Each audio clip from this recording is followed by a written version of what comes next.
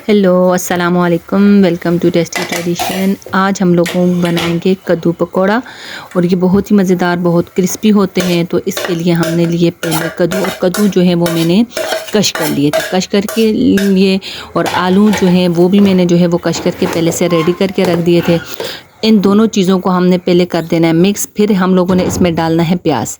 तो याद रखें, प्याज आप लोगों ने जो है ना वो बारीक बारीक काटना है, ठीक है। बहुत मोटा प्याज आप लोगों ने नहीं काटना। तो ग्रीन मिर्च जो है वो भी आप लोगों ने अपने टेस्ट के लिहाज से, आप कितनी मिर्चें स्पाइसी, कितना स्पाइसी खाते हो तो उस लिहाज से आपने ग्रीन मिर्च इसमें ऐड कर देनी है। ये डालने के बाद हम लोग इसमें कुछ मसाले डालेंगे। इसमें मैंने डाल लिए मेथी। यकीन जाने ना, जब भी आप लोग पकोड़े जब भी बनाएं तो उसमें मेथी डाल दें, या कोई सालन बनाएं तो ऊपर से आप थोड़ी सी मेथी ऐड करिए ना, इतनी प्यारी खुशबू आती है, बहुत ही मज़े की। तो ज़रूर इसमें ऐड किया करें।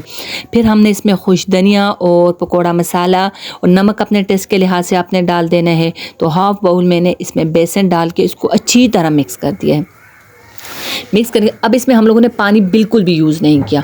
मैंने तकरीबन जो है ना 4-5 खाने के चम्मच जो हैं ऑयल के मैंने इसमें डाल दिए। यकीन जाने ये बहुत ज़्यादा क्रिस्पी, बहुत ही ज़बरदस्त पकोड़े बनते हैं। आप आलू के जो पकोड़े होते हैं ना उनको खाना भूल जाएंगे, जो कद्दू के पकोड़े होते हैं।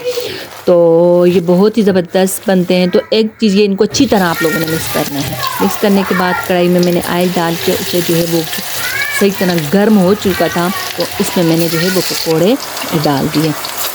तो आप लोगों ने ऑयल जो है ना वो अच्छा डालना है, बहुत कम ना ऑयल नहीं डालना, दरमियाना साइड है जिसमें आपके पकोड़े अच्छी तरह इसके अंदर डिप हो जाएं। तो जब एक साइड से हल्का सा ये पक जाएंगे ना, तो तब आपने इनको उल्टाने, ताकि जो है वो चिपक के ये और टूट ना जाए। तो जब आप लोगों ने समझ जाए कि आपके पकोड़े जो है एक साइड से फ्राई हो चुके हैं, तो फिर आप लोगों ने क्या करना है, इनको उल्टाना है। यकीन जाने बहुत ही ज़बरदस्त, बहुत मज़े के, बहुत क्रिस्पी पकोड़े बनते हैं। तो आप लोगों ने ज़रूर भी ट्राई करना है। और आप लोग अगर मेरे चैनल पर नए हो तो प्लीज़ मेरे चैनल को सब्सक्राइब करना, लाइक करना और कमेंट करना मत भूलिएगा। और हमेशा जो है ना मेरे चैनल को शेयर कीजिएगा और मुझे बताइएगा कि आप लोगों को मेरी ये रेसिपी कैसी लगी। तो पकोड़े हमारे जो हैं वो रेडी हो चुके हैं।